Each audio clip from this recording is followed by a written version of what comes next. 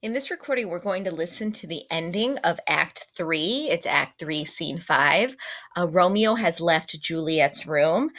Lady Capulet has come to tell Juliet about her impending marriage to Paris. And we're going to find out Juliet's reaction to this. And we're going to see some more into the family dynamics of the Capulets. So let's listen along. Marry, my child, early next Thursday morn, the gallant, young, and noble gentleman, the County Paris, at St. Peter's Church, shall happily make thee there a joyful bride. Now by St. Peter's Church and Peter too, he shall not make me there a joyful bride. I wonder at this haste, that I must wed ere he that should be husband comes to woo. I pray you, tell my lord and father, madam, I will not marry yet, and when I do, I swear it shall be Romeo, whom you know I hate, rather than Paris. These are news indeed. Here comes your father. Tell him so yourself, and see how he will take it at your hands. So we see Juliet saying she does not want to marry Paris. Instead, she says, I would rather marry Romeo. And Lady Capulet says, all right, you better tell your father. So let's find out Lord Capulet's reaction.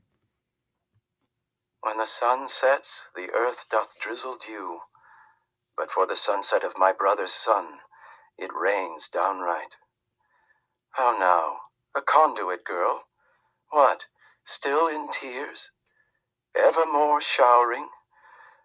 In one little body thou counterfeits a bark, a sea, a wind. For still thy eyes, which I may call the sea, do ebb and flow with tears. The bark thy body is, sailing in this salt flood.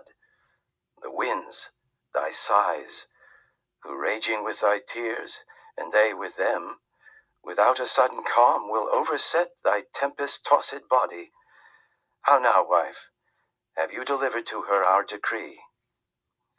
Aye, sir, but she will none. She gives you thanks. I would the fool were married to her grave. Soft, take me with you, wife. How? Will she none? Doth she not give us thanks? Is she not proud?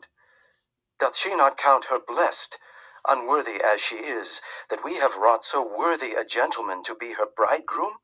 Okay, so Juliet says no to marrying Lord Paris.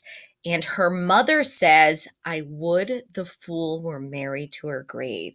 So the only child they have left in the world, she wishes her daughter was dead because Juliet does not want to marry Paris. All right, so we're going to see some more of this family dynamics here. It gets pretty sad.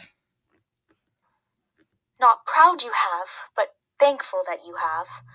Proud can I never be of what I hate, but thankful even for hate that is meant love. How, chopped logic, what is this?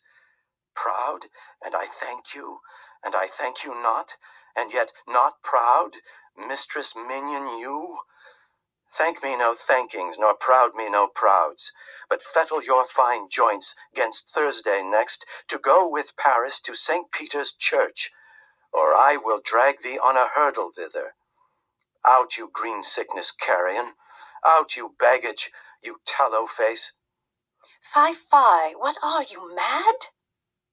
Good father, I beseech you on my knees, hear me with patience but to speak a word.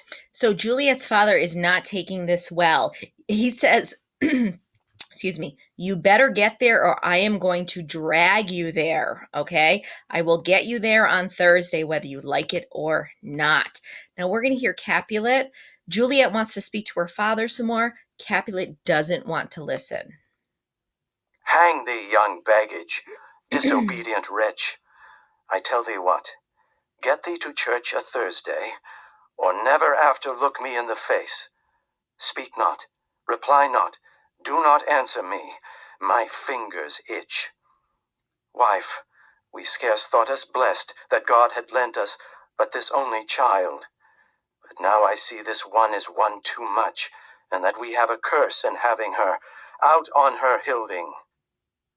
God in heaven bless her. You are to blame, my lord, to rate her so. And why, my lady Wisdom? Hold your tongue, good Prudence. Smatter with your gossips, go. I speak no treason. Oh, Gaudy Gauden. May not one speak? Peace, you mumbling fool.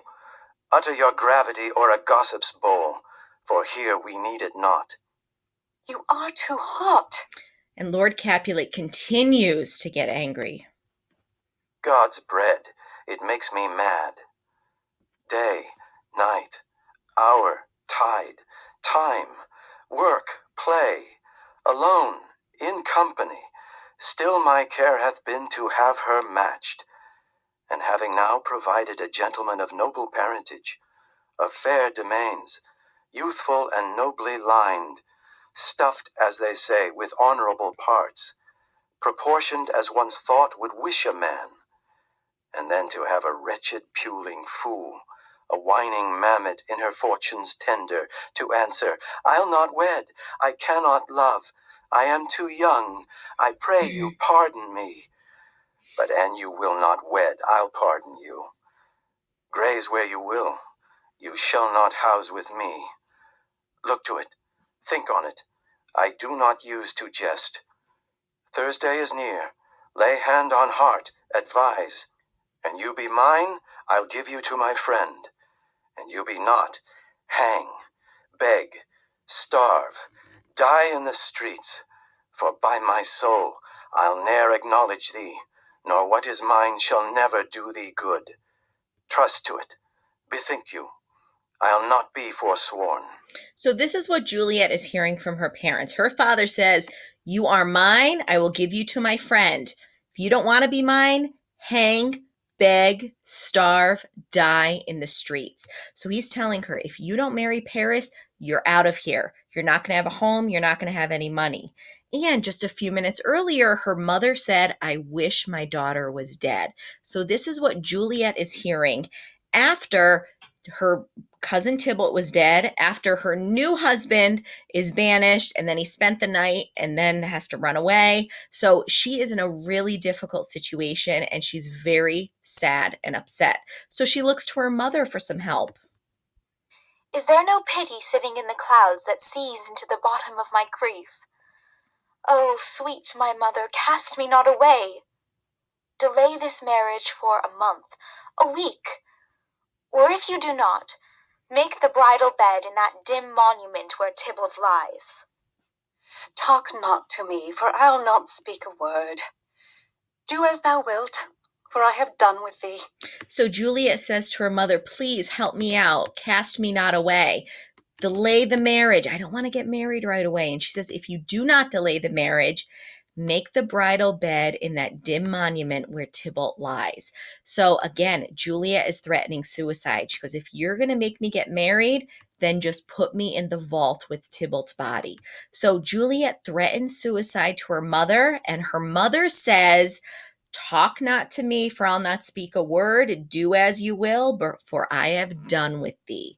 So Lady Capulet, right after her daughter threatened suicide, she says, I'm done with you. I'm not talking to you anymore. And she walks away. So now the only person Juliet can go to is her nurse. Let's see how the nurse reacts. Oh God. Oh nurse, how shall this be prevented? My husband is on earth, my faith in heaven. How shall that faith return again to earth, unless that husband send it me from heaven, by leaving earth? Comfort me, counsel me. Alack, alack, that heaven should practice stratagems upon so soft a subject as myself. What sayest thou? Hast thou not a word of joy? Some comfort, nurse? Faith, here it is. Romeo is banished, and all the world to nothing, that he dares ne'er come back to challenge you, or if he do, it needs must be by stealth.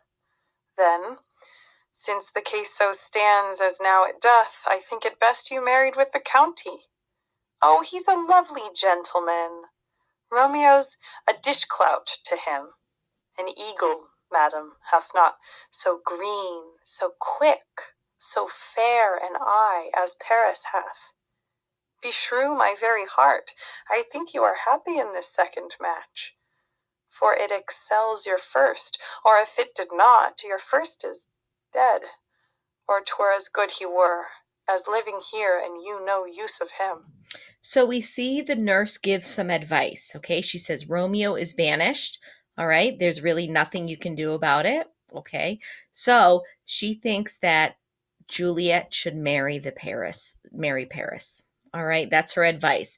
Romeo's gone. There's nothing you can do with him. Pretend that marriage didn't happen and marry Count Paris. That is not the advice that Juliet wants. Speak'st thou from thy heart? And from my soul, too, else beshrew them both. Amen. What? Well, thou hast comforted me a marvellous much. Go in and tell my lady I am gone, having displeased my father, to Lauren's cell, to make confession and to be absolved. Marry, I will, and this is wisely done. Ancient damnation, O most wicked fiend! Is it more sin to wish me thus forsworn, or to dispraise my lord with that same tongue which she hath praised him with above compare so many thousand times? Go, counsellor, thou and my bosom henceforth shall be twain. I'll to the friar to know his remedy. If all else fail, myself have power to die. So we see Juliet. She's going to go to Friar Lawrence to see if he can help in any way. She doesn't know what to do. She doesn't want to marry Paris. She wants to be with Romeo. She doesn't know what to do. And the last line of Act 3, if all else fails, myself have power to die. So Juliet, again, I think this is the fourth or fifth time in this act, she threatens suicide. Both Romeo and Juliet are threatening suicide throughout this entire play, and it's heartbreaking. It's a tragedy. It's something they've actually thought about before they actually do it at the end of the play. All right, thanks for listening. We will, for the next act, for Act 4, I will be giving you some summaries of that, and we will resume listening and analyzing Act 5 word for word very soon. Thanks for listening. Take care, everyone.